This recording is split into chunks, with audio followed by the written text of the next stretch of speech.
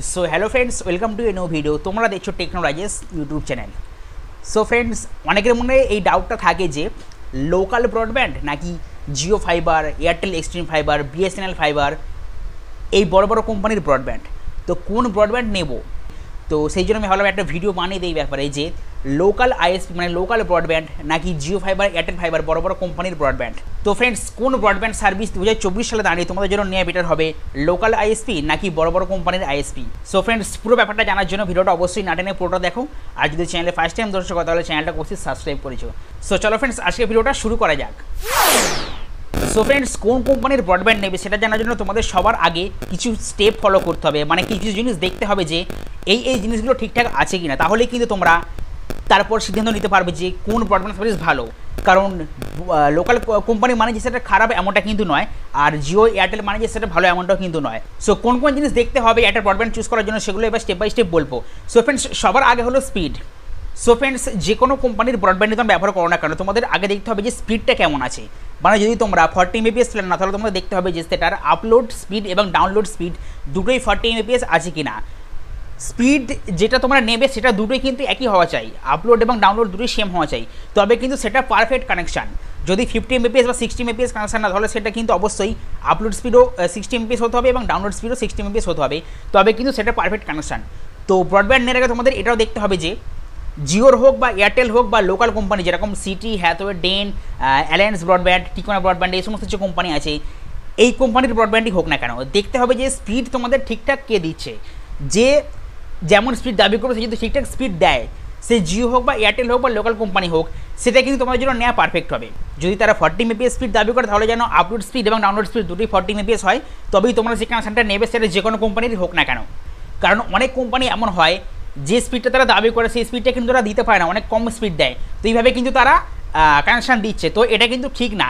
যেমন স্পিড আমরা চেয়েছি বা যে স্পিডের জন্য আমরা পয়সা দিয়েছি সেই স্পিডটাই কিন্তু আমাদের পাওয়া উচিত, তবে কিন্তু আমরা সেই কানেকশানটা নিয়ে আমরা হ্যাপি থাকবো, তবে কিন্তু আমরা সেই কানেকশানটা নিয়ে সব কিছু ব্যবহার করতে পারবো, স্ট্রিমিং বড় সব কিছু করতে পারবো এবং অনেকগুলো ডিভাইস কিন্তু আমরা চালাতে পারবো। তো ফ্রেন্ডস, তাহলে মোস্টলি কিন্তু সবার আগে দেখতে হবে যে স্পিডটা কেমন, আপলোড স্পিড এবং ডাউনলোড স্পিড যদি সেম থাকে তাহলে কিন্তু সেই কানেকশানটা নেওয়া সবথেকে বেটার অপশন হবে, সেটা লোকাল আইএসপি হোক বা জিও, এয়ারটেল ব্রডব্যান্ড যে কোনো কোম্পানি হোক না কেন। সো ফ্রেন্ডস, দ্বিতীয় হলো রাউটার। তোমরা যখন কোনো ওয়াইফাই কানেকশন বা ব্রডব্যান্ড কানেকশন নেবে, তখন দেখবে যে সেই কোম্পানি তার সঙ্গে রাউটার প্রোভাইড করছে কিনা, তারা তার সঙ্গে কানেকশানের সঙ্গে রাউটার প্রোভাইড করছে কিনা দেখতে হবে। যদি তারা রাউটার প্রোভাইড করে, তোমাদের এটাও দেখতে হবে যে সেটা ডুয়েল ব্যান্ড রাউটার কিনা। যদি তারা সিঙ্গেল ব্যান্ড রাউটার মানে 2.4 GHz প্রোভাইড করে, তাহলে কিন্তু সেটা নেওয়া উচিত হবে না। যদি ডুয়েল ব্যান্ড রাউটার প্রোভাইড করে, তবে কিন্তু সেটা নেওয়া উচিত হবে। ডুয়েল ব্যান্ড রাউটার কি? ডুয়েল ব্যান্ড রাউটার হলো 2.4 GHz এবং 5 GHz দুটো ব্যান্ড একসঙ্গে যে রাউটার থাকে সেটা হলো ডুয়েল ব্যান্ড রাউটার। তো এই ব্যাপারে কিন্তু আমি আগেও ভিডিও বানিয়েছি, এই ব্যাপারে সম্পূর্ণ ডিটেলস জানার জন্য কিন্তু উপরে আই বাটনে কিন্তু আমি ভিডিও লিঙ্ক দিয়ে দিয়েছি, সেই ভিডিওটা তোমরা চাইলে দেখে তোমরা ব্যাপারটা পুরো সম্পূর্ণ ক্লিয়ার করে নিতে পারো।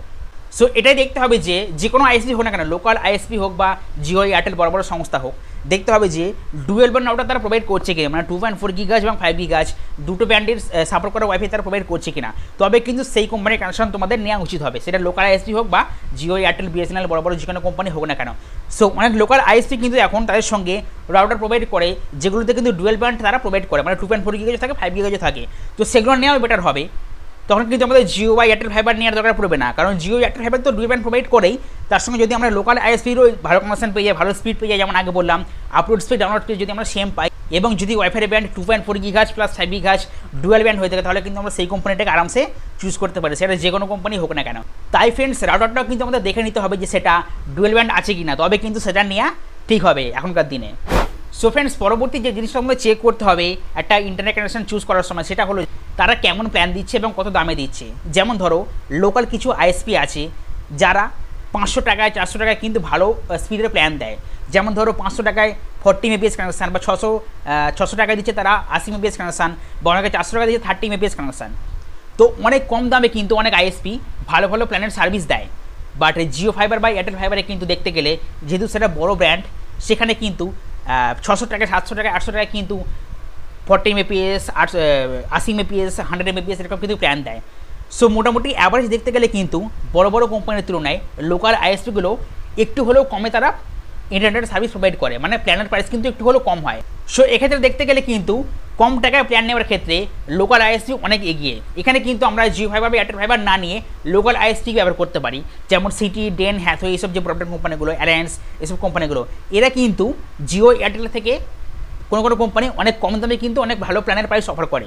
তো যদি আমাদের বাজেট কম হয় এবং আমাদের মনে হয় যে আমাদের 30 MBPS বা 40 MBPS এনাফ, এবং যদি তারা ঠিকঠাক স্পিড দাবি করে এবং যদি তারা ঠিকঠাক স্পিড দেয়, আপলোড স্পিড, ডাউনলোড স্পিড, এবং যদি তারা রাউটারটা ভালো প্রোভাইড করে ডুয়াল ব্যান্ড, এবং যদি তারা কম টাকার মধ্যে ভালো MBPS কানেকশন দেয়, তাহলে কিন্তু লোকাল আইএসপি সব থেকে ভালো অপশন হবে এক্ষেত্রে। তো নেক্সট যে জিনিসটা তোমাদের দেখতে হবে একটা ব্রডব্যান্ড চুজ করার সময়, সেটা হলো কাস্টমার সাপোর্ট।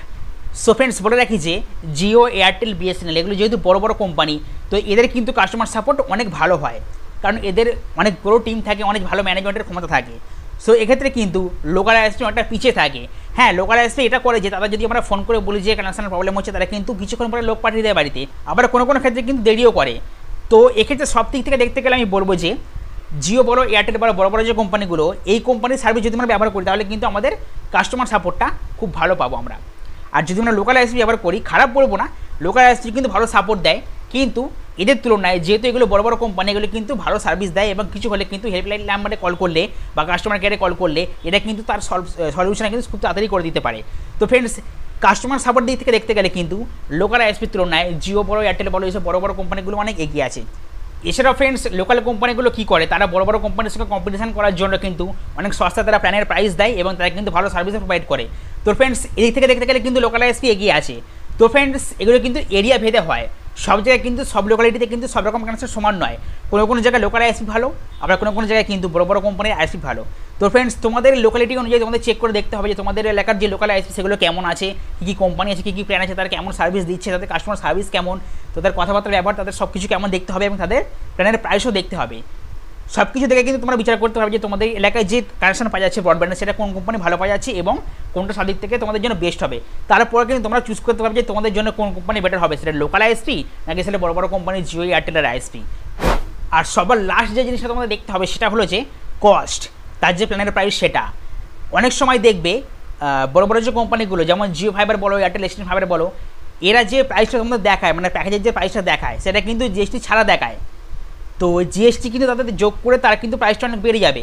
তো জিএসটি ছাড়া যে তারা প্রাইসটা দেখায়, সেটা দেখে তোমাদের বিচার করলে হবে না যে এরা সস্তা দিচ্ছে, কারণ সেটা জিএসটি ছাড়া প্রাইস। জিএসটি যোগ করে যে প্রাইসটা হবে, 18% জিএসটি যোগ করে যে প্রাইসটা হবে, সেই প্রাইসটা কিন্তু তোমাদের পে করতে হবে, সেটাই কিন্তু প্ল্যানের অ্যাকচুয়ালি প্রাইস হবে। আর এদিকে লোকাল আইএসপিটা কী করে, এরা কিন্তু জিএসটি ছাড়া প্রাইস দেখায় না, এরা কিন্তু জিএসটি নিয়ে প্রাইস দেখায়।